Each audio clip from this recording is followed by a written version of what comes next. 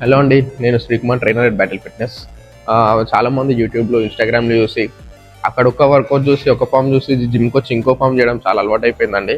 ఈ hip rise చేయడము, chest rise చేయడము అదొకటే గుర్తుంటుంది. కానీ ఏ ఫామ్లో ఏ టెక్నిక్తో యూజ్ చేయాలని తెలియకుండా ఇష్టం వచ్చిన చేసి తప్పులు చేసి ఇంజురీస్ చేసుకుంటారు.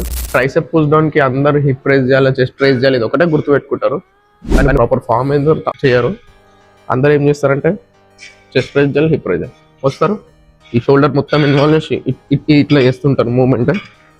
ఇది రాంగ్ మూమెంట్. అసలు మనం హిప్ చెస్ట్ ఎందుకు రేజ్ చేస్తామంటే, హిప్ ఎందుకు రేజ్ చేసి పైన ఎందుకు స్ట్రైట్ పెడతామంటే ప్రాపర్గా మదులు స్క్వీజ్ అవ్వాలని.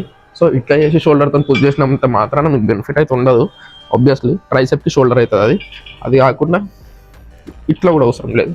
ఓకే, జస్ట్ స్లైట్గా రేజ్ చేసి స్ట్రైట్ పొజిషన్ నుంచి జస్ట్ రేజ్ చేసినప్పుడు మీకు ఏమవుతుందంటే కంప్లీట్గా స్క్వీజ్ అవుతుంది ట్రైసెప్ అనేది.